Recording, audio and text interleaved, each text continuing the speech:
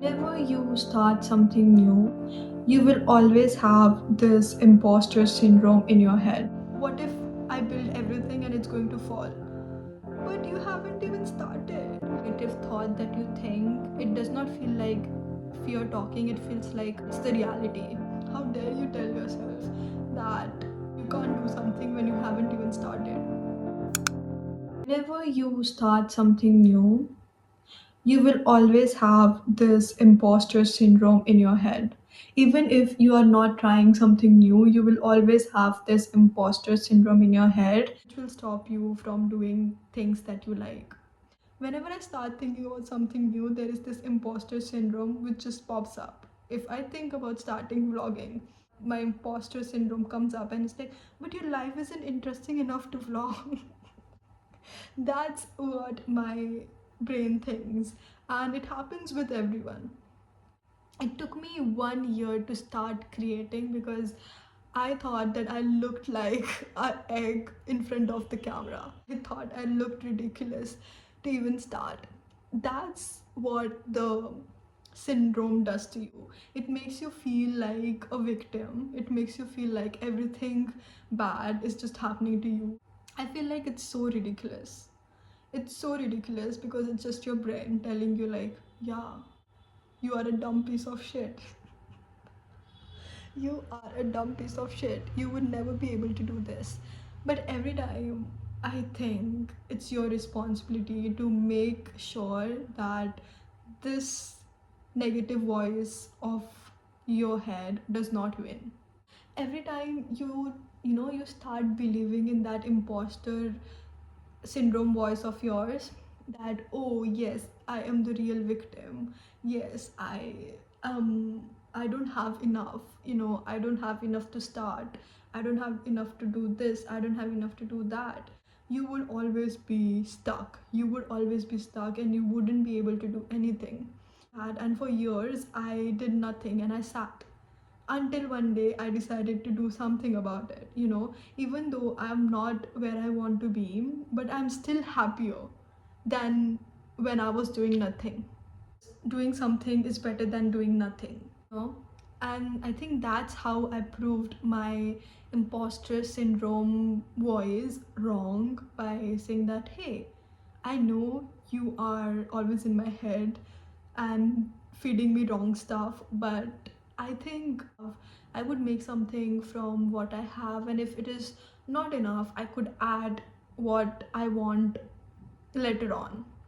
If I thought that the tool iPhone is everything that I need to start filming, then I should have started the day when I got iPhone, but I didn't. But I didn't. I didn't. I started after 1 year. Because it was not the iPhone that I needed, it was the courage that I needed. I needed the courage to start. I didn't have that. And iPhone wasn't going to do anything for me to have that courage. It was me who was going to slowly build on the courage if I really wanted to stay where I am, or if I wanted to move on. If I wanted to move with my life, or if I wanted to stay in the victim mentality and my imposter syndrome. And I decided to do the exact opposite. I decided to start. And I feel like it's not the tool that you're missing, it's the courage that you're missing to tell your imposter syndrome self that, hey, stop worrying.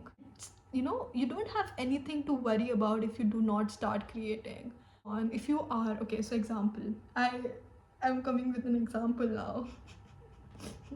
Okay, if you want to build a building and you're constantly thinking about, what if it falls, what if it falls. For constructing a building, you need to start somewhere.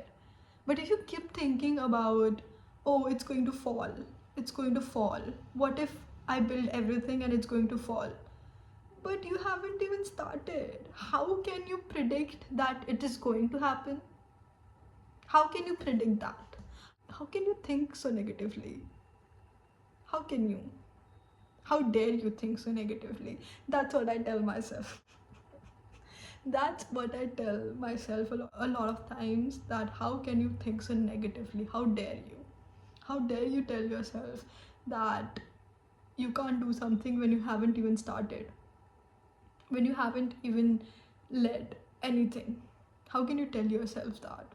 What I think I have done with my imposter syndrome is that I have slowly started to acknowledge it and to ignore it.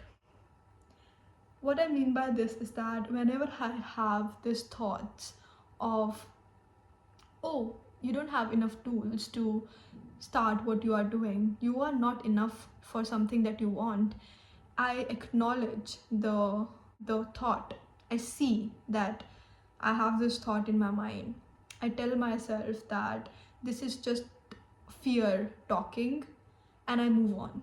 I have recently learned to do things even when I am scared, or even when I think that I might not be successful in it, because I do not have anything to lose.